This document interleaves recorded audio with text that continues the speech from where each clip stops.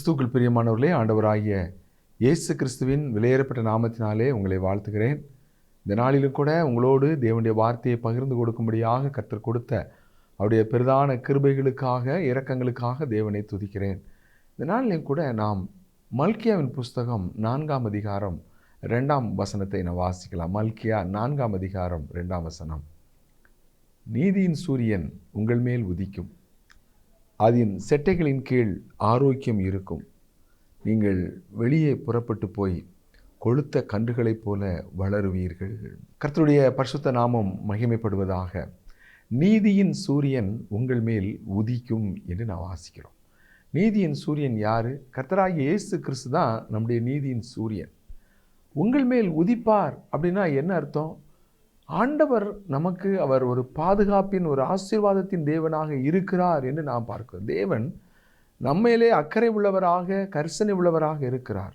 நாம் தேவனுக்கு பயப்படுகிறவர்களாக, தேவனை நாம் நம்புகிறவர்களாக நாம் காணப்படும் பொழுது, நீதியின் சூரியன் உங்கள் மேல் உதிக்கும். என் நாமத்துக்கு பயப்படுகிற, தேவனுடைய நாமத்துக்கு நடுங்குகிற சிறியோரையும் பெரியோரையும் அவர் ஆசீர்வதிக்கிற தேவன் என்று நாம் பார்க்கிறோம். இங்கே நாம் பார்க்கிறோம், நீதியின் சூரியன் உங்கள் மேல் உதிக்கும், அதன் செட்டைகளின் கீழ் ஆரோக்கியம் இருக்கும். நீங்கள் வெளியே புறப்பட்டு போய் கொழுத்த கன்றுகளைப் போல வளருவீர்கள். இங்கே வாசிக்கிறோம். சங்கீதம் 115 வசனம் 11. சங்கீதம் 115 வசனம் 11. கர்த்தருக்கு பயப்படுகிறவர்களே, கர்த்தரை நம்புங்கள், அவரே அவர்களுக்கு துணையும் அவர்களுக்கு கேடகவுமாய் இருக்கிறார். இங்கே தேவனுடைய ஒரு மிகப்பெரிய ஒரு வாக்குத்தத்தத்தை பார்க்கிறோம். கர்த்தருக்கு பயப்படுகிறவர்களே அவரை நம்புங்கள், அவரே அவர்களுக்கு துணையும் கேடகவுமாய் இருக்கிறார். அப்போ தேவனுக்கு நாம் பயப்படும் பொழுது, தேவனுக்கு பயப்படுகிற பயம் இந்த நாட்களில் மிக குறைந்து போன ஒரு காரியம், மிக வேதனையான ஒரு காரியம் என்ன அப்படின்னா, ஆண்டவருக்கு பயப்படுகிற பயம் இந்த நாளில் மிக குறைந்து போன ஒரு பரிதாபமான நிலைமையை பார்க்கிறோம். ஆனால் தேவனுடைய ஆசீர்வாதம் யாருக்கு? ஒரு நிபந்தனையோடு கூட தேவனுக்கு பயப்படுக, நம்ம இஷ்டப்படி நம்ம வாழ்ந்து தேவனுக்கு பயமில்லாமல் நம்ம நடந்தோம் என்றால் நாம் தேவனுடைய ஆசீர்வாதத்தை எப்படி பெற முடியும்? ஆனால் தேவனுக்கு பயப்படுகிறவர்கள், தமக்கு பயப்படுகிற பயம் அங்கே யாருக்கு இருக்கிறது என்று ஆண்டவர் ஒவ்வொருவரையும் அவர் நோக்கி பார்க்கிறார். இயேசு கிறிஸ்துவை குறித்து சொல்லும் பொழுது, கர்த்தருக்கு பயப்படுவது அவருக்கு உகந்த வாசனையாக இருக்கும். அப்போ தேவனுக்கு பயப்படுகிற பயம் தேவனுடைய ஆசீர்வாதத்தை கொண்டு வருகிறது. என்ன ஆசீர்வாதம்? அங்கே வாசிக்கிறோம், அவர் துணை, அவர் கேடகம்.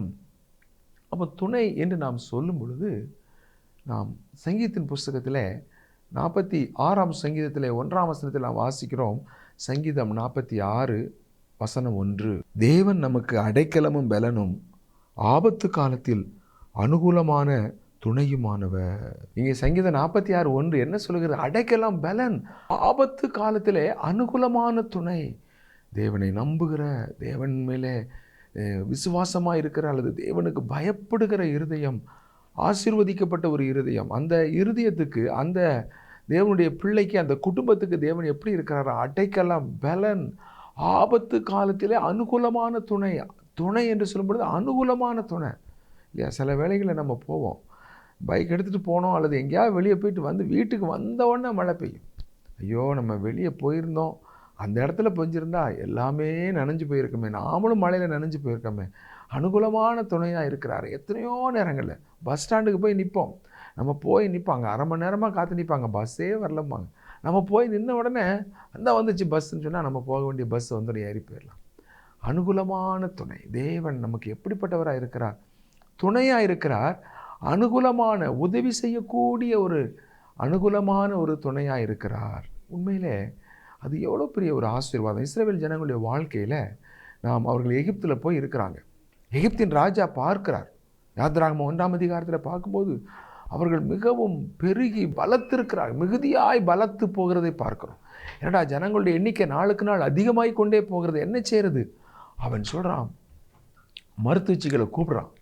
அந்த மருத்துவச்சிகளை கூப்பிட்டு, அந்த டாக்டர்ஸை கூப்பிட்டு சொல்கிறான், நீங்கள் சிப்போராள், பூவாள் என்று சொல்லக்கூடிய 2 டாக்டர்ஸை கூப்பிட்டு சொல்கிறான். அந்த ராஜா, எகிப்தின் ராஜா பார்வோன் சொல்கிறான், நீங்கள் பெண் பிள்ளையாக இருந்தால் உயிரோட காப்பாற்றுங்க, ஆண் பிள்ளையாக இருந்தால் பிரசவம் பண்ணும்போதே கொன்று போட்டுருங்க. யாரை? இஸ்ரவேல் ஜனங்களுடைய தேவனுடைய ஜனங்களுடைய பிள்ளைகளை, தேவனுடைய ஜனங்களுக்கு விரோதமாக சத்துரு எப்போதும் எழும்போது அவனுடைய வேலை.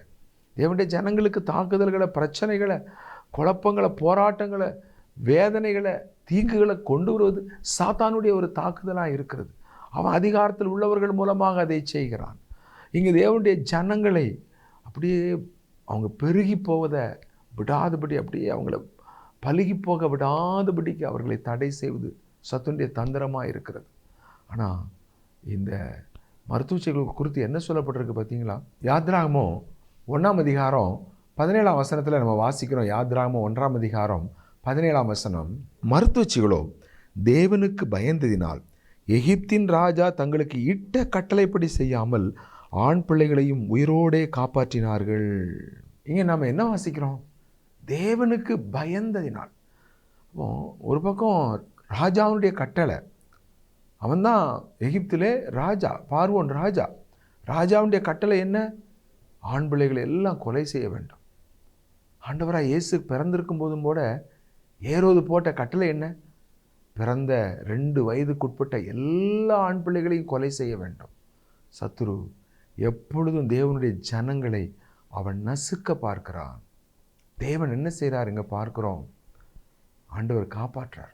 இந்த மருத்துவச்சிகள் ஏன் அவங்க தேவனுக்கு கீழ்ப்படிந்தாங்கன்னா, தேவனுக்கு பயந்ததினாலே. மருத்துவச்சிகள் தேவனுக்கு பயந்ததினால் என்று நாம் 17ஆவது வசனத்திலே நாம் வாசிக்கிறோம். இப்போ தேவனுக்கு பயப்படுகிற பயம் தேவனுடைய வார்த்தைக்கு கீழ்ப்படிதலை நமக்கு கொண்டு வரும். தேவனுடைய சபையில் கேட்கப்படுகிற அந்த செய்திகளை நம்ம கேட்டு நம்ம கீழ்ப்படுகிறவர்களாக இருந்தோம் என்றால் நாம் தேவனுக்கு பயப்படுகிறவர்கள். எப்போவுமே தேவனுக்கு பயப்படுகிற பயம் கீழ்ப்படிதலை கொண்டு வருகிறதை நாம் பார்க்கிறோம். அப்போ கீழ்ப்படிதல் என்று சொல்லும்போது நம்ம ஆபிரகாமுடைய வாழ்க்கையில் பார்க்கிறோம். உன்னுடைய குமாரனை ஈசாக்க, உன்னுடைய ஏகசுதன், உன்னுடைய நேசகுமாரன், அந்த ஏக புத்திரனை எனக்காக நீ பலியிடுன்னு சொல்லும்போது அவன் தேவனுக்கு பயந்ததுனால கீழ்ப்படிந்தான் என்று வாசிக்கிறோம். நீ தேவனுக்கு பயப்படுகிறவன் என்று இதன் மூலமாக நான் அறிந்திருக்கிறேன் என்று ஆண்டவர் சொல்லுகிறார். இப்போ தேவனுக்கு பயப்படுகிற பயம் நம்முடைய வாழ்க்கையில் இருக்கும் என்றால் தேவனுடைய வசனத்துக்கு நம்ம நடுங்குவோம். தேவனுடைய வசனத்துக்கு நம்ம கீழ்ப்படுகிறவர்களாய் நாம் இருப்போம். அதன் மூலமாக தேவனுடைய ஆசீர்வாதத்தை நாம் பெறுகிறவர்களாக இருப்போம். இப்போ அவர்கள் தேவனுக்கு பயந்ததுனால தேவனுடைய கட்டளைக்கு கீழ்ப்படிந்தாங்க. பார்வோன் ராஜாவுக்கு அவங்க கீழ்ப்படியலை. நாம் எப்பொழுதுமே தேவனுக்கு பயந்து நடக்க தேவன் நமக்கு உதவி செய்வாராக. ராஜா விடுவானா? ஆண் பிள்ளைகள் எத்தனை பிறந்திருக்கு, பெண் பிள்ளைகள் எத்தனை பிறந்திருக்குன்னு சொல்லி அவனுக்கு அங்கே லிஸ்ட்டு போகுது. ஏன் ஆண் பிள்ளைகள் உயிரோட காப்பாற்றப்படுறாங்க? எப்படி? அப்போ இந்த டாக்டர்ஸ் சரியாக செயல்படலையா அப்படின்னு சொல்லி அவன் நேராக என்ன செய்கிறான்? டாக்டர்ஸையே கூப்பிட்றான். அந்த பார்வோன் ராஜா டாக்டர்ஸை கூப்பிட்றான். டாக்டர்ஸுங்க வாங்க, என்ன செய்கிறீங்க நீங்கள்? நான் உங்களுக்கு என்ன கட்டளை போட்டேன்? அந்த எபிரேய ஸ்திரீகளுடைய ஆண் பிள்ளைகளை கொல்லாமல் நீங்கள் உயிரோட காப்பாற்றுகிறது என்ன கேட்டாங்க. அவங்க என்ன பதில் சொன்னாங்க தெரியுமா? 19ஆம் வசனத்தில், ராஜா, எபிரேய ஸ்திரீகள் நல்ல பலமுள்ளவர்கள், நல்ல பலமுள்ளவர்கள். பார்த்தீங்களா? கர்த்தருடைய பிள்ளைகளை குறித்து தேவன் கொடுக்கிற சாட்சி என்ன? நல்ல பலமுள்ளவர்கள். எனக்கு அருமையானவர்களே, எனக்கு முடியலை, நான் பலவீனம், என்னால் முடியாது அப்படின்னு சொல்லி சத்துரு உங்களை ஏமாற்ற பார்க்காதிருங்கள். சத்துரு உங்களை வஞ்சிக்க பாராதிருங்கள். தேவனுடைய வார்த்தை என்ன சொல்கிறது? அந்த எபிரேய ஸ்திரீகள் நல்ல பலமுள்ளவர்கள் என்று இந்த டாக்டர்ஸ் சொல்கிறாங்க. அப்போ வேதம் சொல்லுது, நீங்கள் பலவீனனாக இருந்தால் கூட நீங்கள் என்ன சொல்லணுமா? நான் பலவான், நான் கிறிஸ்துவுக்குள். நான் யாரு? நான் பலவான், பலவீனனும் தன்னை பலவான் என்று சொல்வானாக என்று வேதம் சொல்லுது. நான் பலமுள்ளவன், நான் பலவீனன் அல்ல, நான் பலவான். நாம் விசுவாசமாக நாம் அறிக்கை செய்கிறவர்களாய் காணப்பட வேண்டும். ஏனென்றால் தேவனுடைய வார்த்தை என்ன சொல்லுகிறது? பலவீனனும் தன்னை பலவான் என்று சொல்ல வேண்டும் என்று சொல்லுகிறது. அந்த எபிரேய ஸ்திரீகளை குறித்து சொல்கிறாங்க, தேவனுடைய ஸ்திரீகளை குறித்து சொல்கிறாங்க. என்ன சொல்கிறாங்க? அவர்கள் நல்ல பலமுள்ளவர்கள். தேவனுக்கு பயப்படுகிற ஒரு பயம் காணப்படும் பொழுது தேவனுடைய பலனை நாம் பெற்றுக்கொள்ளுகிறவர்களாய் காணப்படுகிறோம். நம்ம பலவீனமாக இருக்கலாம். அப்போஸ்தலனாகிய பவுல் 2 கொரிந்தியர் 12ஆம் அதிகாரம் 9ஆம் வசனத்தில் அங்கே பவுல் சொல்கிறாரு, அதற்கு அவர், என் கிருபை உனக்கு போதும், பலவீனத்திலே என் பலம் பூரணமாய் விளங்கும் என்றார். ஆகையால் கிறிஸ்துவின் வல்லமை என்மேல் தங்கும்படி என் பலவீனங்களை குறித்து நான் மிகவும் சந்தோஷமாய் மேன்மை பாராட்டுவேன். இங்கே இந்த 2 கொரிந்தியர் 12:9 பவுலுடைய சாட்சியை பாருங்கள். என் ஆண்டவர் அவருடைய கிருபையை கொடுக்கிறார். நாம் பலவீனமாக இருக்கும்போது, நாம் ஜெபிக்கும்போது, என் கிருபை உனக்கு போதும், உன் பலவீனத்தில் என் பலம் பூரணமாய் விளங்கும் என்று ஆண்டவர் சொல்லுகிறார். அருமையானவர்களே, நாம் பலவீனமாக இருக்கும்போது தேவன் அவருடைய கிருபையை கொடுக்கிறார். நம்முடைய பலவீனத்திலே அவருடைய பலம் பூரணமாய் விளங்கும். எப்படி நம்ம இங்கே வாசிக்கிறோம்? நாம் பலவீனமாய் இருக்கும்போது கிறிஸ்துவின் வல்லமை நம்மேலே தங்குகிறது. நான் பலவீனன், நான் ஒன்றுமே முடியாது என்று நாம் ஒருபோதும் நாம் சோர்ந்து போகக்கூடாது. அங்கே 2 கொரிந்தியர் அதே 12ஆம் அதிகாரம் 10ஆம் வசனத்திலே, அன்றியும் நான் பலவீனனாய் இருக்கும்போது பலமுள்ளவனாய் இருக்கிறேன் என்று பவுல் சொல்கிறார். பலவீனமாக இருக்கிறேன்னு சொல்லும் பொழுது நாம் பலமுள்ளவனாக இருக்கிறேன். எப்படி? அங்கே தான் கிறிஸ்துவனுடைய வல்லமை நம்மை பலப்படுத்துகிறது. கிறிஸ்துவனுடைய பலன் நம்மை தாங்குகிறது. அவருடைய கிருபை நம்மை தாங்குகிறது. ஆகவே தான் பவுல் பிலிப்பியரில் சொன்னார். என்ன சொன்னார்? என்னை பலப்படுத்துகிற கிறிஸ்துவினாலே எல்லாவற்றையும் செய்ய எனக்கு பலன் உண்டு. என்னை பலப்படுத்துகிற கிறிஸ்து. நான் பலவீனமாக எந்தெந்த இடங்களிலே எனக்கு பலவீனம் இருக்குதோ, சரீர பலவீனமோ ஆவிக்குரிய பலவீனமோ, என்னுடைய பலவீனத்தில் எனக்கு உதவி செய்வதற்கு தேவ ஆவியானவர் எனக்கு கொடுக்கப்பட்டிருக்கிறார். நம்முடைய பலவீனங்களிலே உதவி செய்வதற்கு தேவ ஆவியானவர் நமக்கு கொடுக்கப்பட்டிருக்கிறார். ஆகவே தேவன் அவருடைய கிருபையை நமக்கு கொடுக்கிறார். நம்முடைய பலவீனங்களிலே உதவி செய்வதற்கு தேவ ஆவியானவரை அவர் நமக்கு கொடுக்கிறவராயிருக்கிறார். பாருங்கள், எவ்வளோ ஒரு ஆச்சரியமான காரியம். அவருடைய வல்லமை அதன் மூலமாய் அவர் நமக்கு கொடுக்கிறார். கிறிஸ்துவின் வல்லமை என் மேலே தங்கும்படி. ரட்சிக்கப்பட்ட ஒவ்வொரு தேவனுடைய பிள்ளைக்குள்ளும் பரிசுத்த ஆவியானவர் வாசம் பண்ணுறார். அப்போ நாம் பலவீனமாக இருக்கும்போது கிறிஸ்துவின் வல்லமை நமக்குள்ளே இருக்கிற பரிசுத்த ஆவியானவர் மூலமாக வெளிப்படுகிறதை நாம் பார்க்கிறோம். ரோமர் 8ஆம் அதிகாரம் 26ஆம் வசனத்தில் நாம் என்ன வாசிக்கிறோம்? ரோமர் 8:26, அந்தப்படியே ஆவியானவரும் நமது பலவீனங்களில் நமக்கு உதவி செய்கிறார். நாம் ஏற்றபடி வேண்டிக் கொள்ள வேண்டியது என்னதென்று அறியாமல் இருக்கிறபடியால் ஆவியானவர் தாமே வாக்கு கடங்காத பெருமூச்சுகளோடு நமக்காக வேண்டுதல் செய்கிறார். இங்கே நம்ம ரோமர் 8:26 வாசிக்கிறோம். அந்தப்படியே ஆவியானவரும் நமது பலவீனங்களில் நமக்கு உதவி செய்கிறார். நம்முடைய பலவீனங்களிலே நமக்கு உதவி செய்கிற ஒரு தேவ ஆவியானவர். அதனால தான் அவர் அனுகூலமான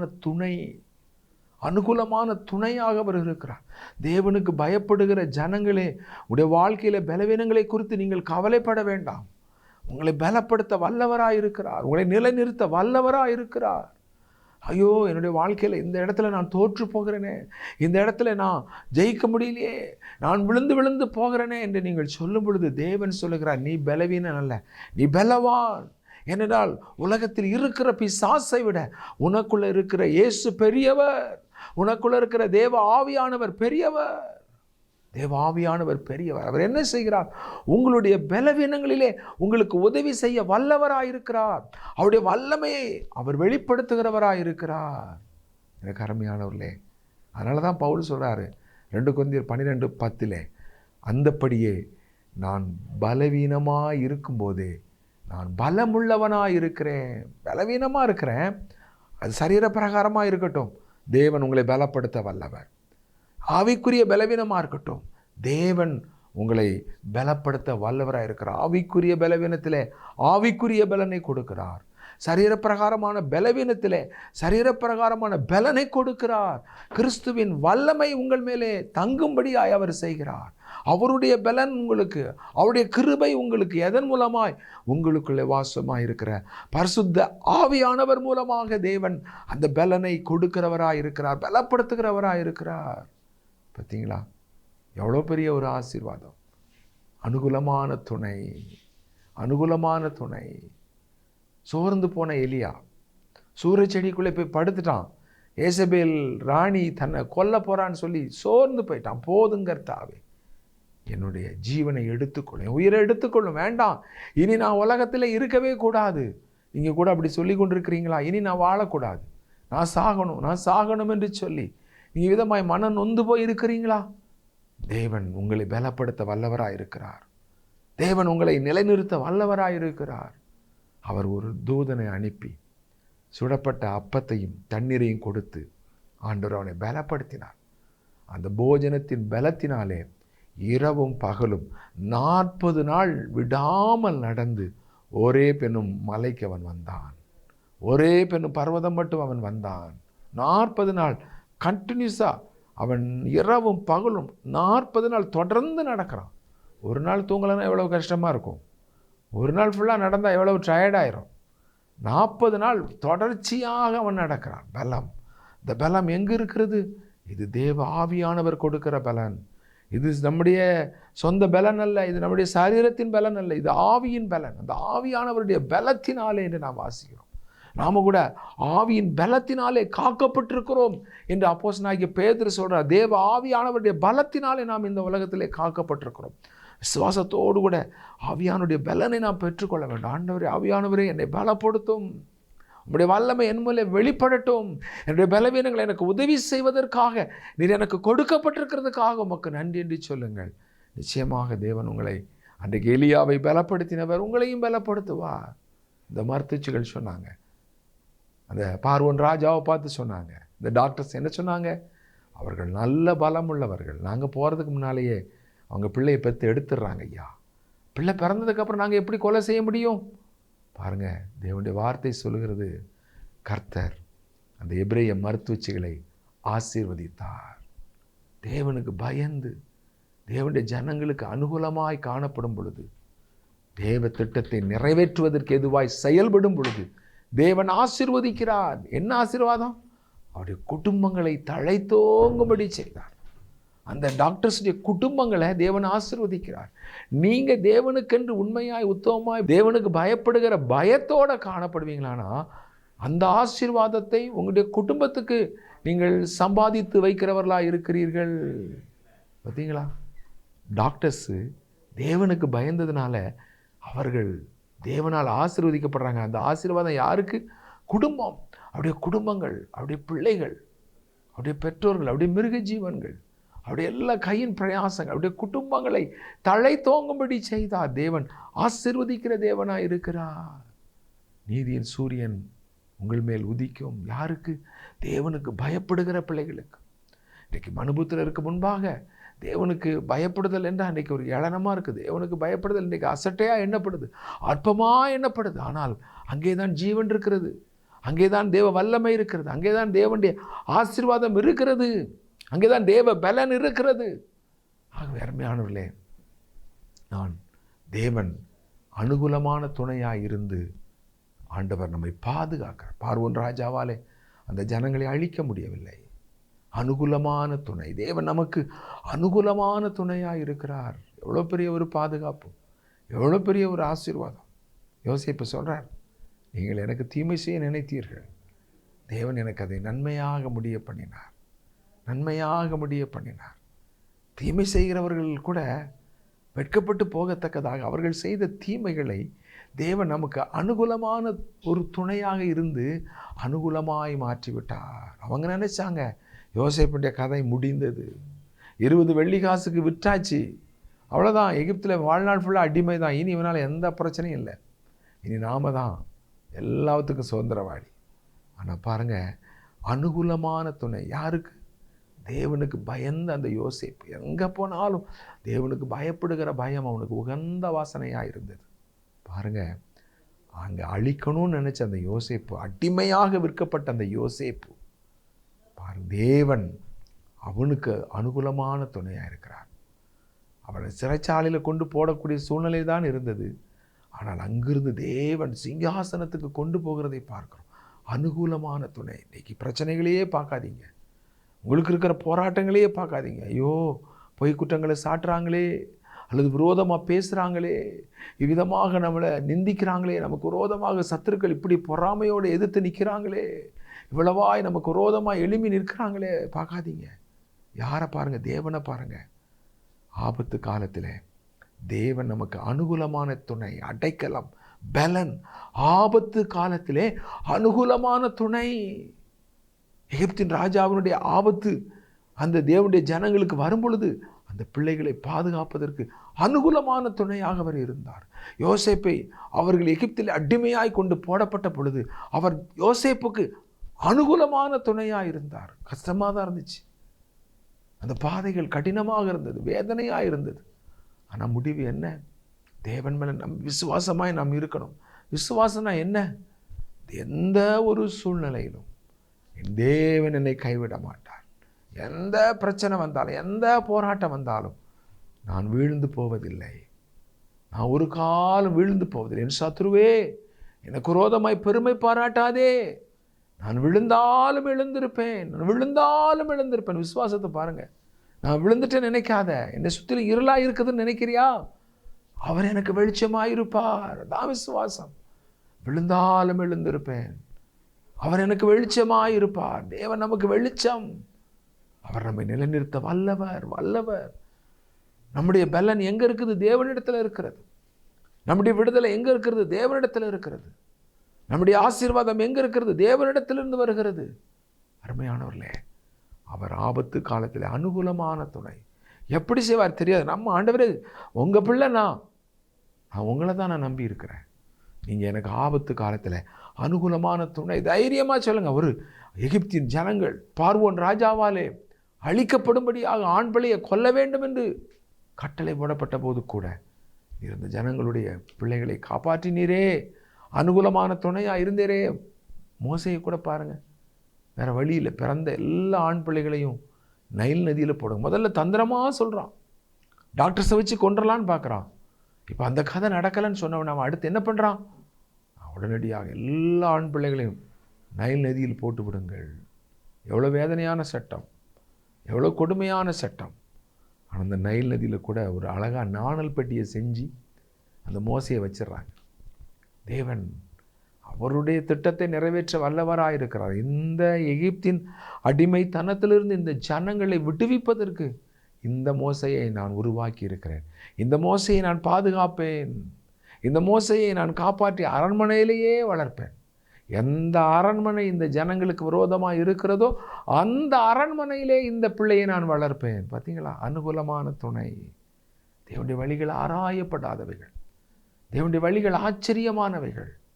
கர்த்தாவே, நம்முடைய வழிகள் ஆச்சரியமானவைகள். தாவீது சொல்கிறான், ஆச்சரியமானவைகள், ஆராய முடியாது. ஆண்டவருடைய மகத்துவம் ஆராய முடியாது. பாருங்கள், அரண்மனை ஜனங்களுக்கு விரோதமாக இருக்குது. ஆனால் அரண்மனையில் சட்டம் ஆண் பிள்ளையை நைல் நதியில் போடணுங்கிற சட்டம். ஆனால் அதே அரண்மனையில் அந்த நைல் நதியிலே போடப்பட்ட பிள்ளை எங்கே வளருது? அரண்மனையில் வளருது. தேவன் அனுகூலமான துணையாக இருக்கிற அந்த நாளில் கூட நாம் சோர்ந்து போயிடக்கூடாது. பிரச்சனைகள் வரும் பொழுது நாம் கலங்கி போய்விடக்கூடாது. ஐயோ, நான் என்ன செய்வேன்? சூழ்நிலைகளை நம்ம அவிசுவாசமாக நம்ம நினச்சிடக்கூடாது. அவிசுவாசம் மட்டும்தான் தேவனுடைய செயல்பாடை தடுத்துரும். நம்ம விசுவாசத்தை பற்றி செய்திகளை கேள்விப்படும் பொழுது நம்ம விசுவாசமாக இருப்போம். ஆனால் நமக்கு பிரச்சனை வரும் பொழுது தான் நம்முடைய விசுவாசம் எவ்வளவு அப்படிங்கிறது தெரியும். சூழ்நிலைகளையே நம்ம பார்க்குறது தான் நம்முடைய மிகப்பெரிய ஒரு காரியம், பலவீனம். நம்முடைய மிகப்பெரிய பலவீனம் என்னென்னா சூழ்நிலைகள். திரள் கூட்டம் இருக்கிறாங்க, எல்லாருக்கும் சாப்பாடு கொடுங்கன்னு சொல்கிறாங்க. சீசர்கள் என்ன சொல்கிறாங்க? ஆண்டவரே, 2 மீன் 5 அப்பம் தான் இருக்குது. இந்த திரள் கூட்டத்துக்கு இது எப்படி எம்மாத்திரம்? இது போதாதே, இது எம்மாத்திரம் போதாது. இதுதான் அவிசுவாசம்.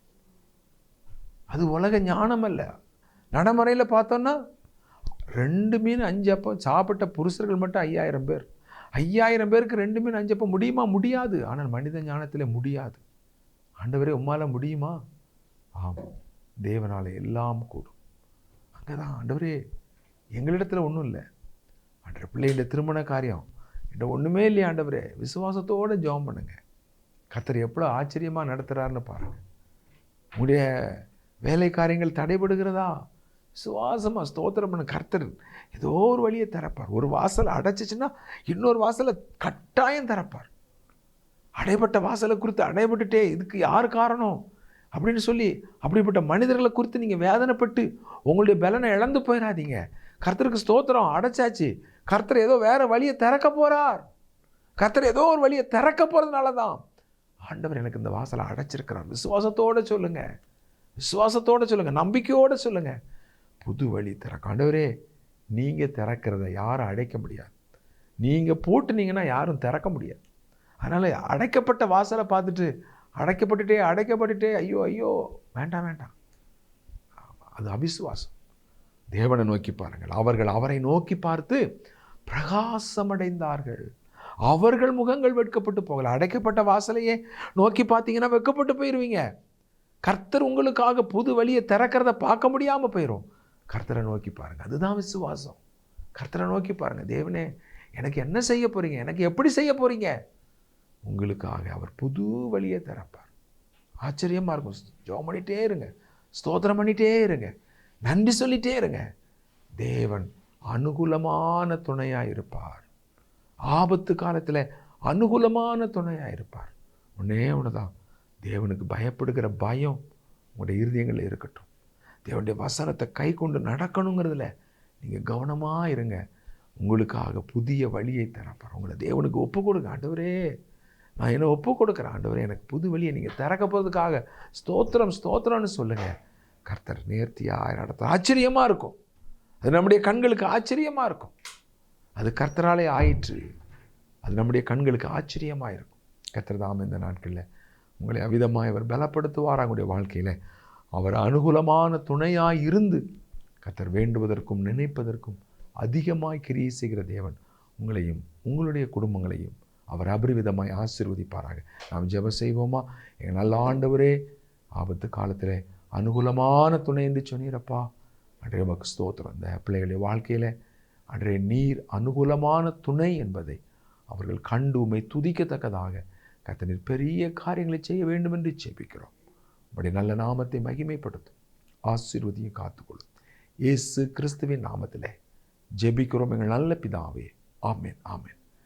பிரியமானவர்களே, நீங்கள் நேரம் ஒதுக்கி தேவனுடைய வார்த்தையை கேட்டதற்காக உங்களுக்கு நன்றி சொல்கிறோம். நீங்கள் யூடியூப்பிலே ராஜ்குமார் தங்கமணி என்று ஆங்கிலத்திலே டைப் செய்வீர்களானால் இன்னும் அநேக செய்திகளை அங்கே நீங்கள் கேட்கலாம். கேளுங்கள், மற்றவர்களுக்கும் அறிமுகப்படுத்துங்கள். கர்த்தர் தாமே உங்களை ஆசீர்வதிப்பாராக. நாம் மறுமுறை சந்திக்கும் வரைக்கும் தேவனுடைய கிருபை உங்கள் அனைவரோடும் கூட இருப்பதாக. ஆமேன், ஆமேன்.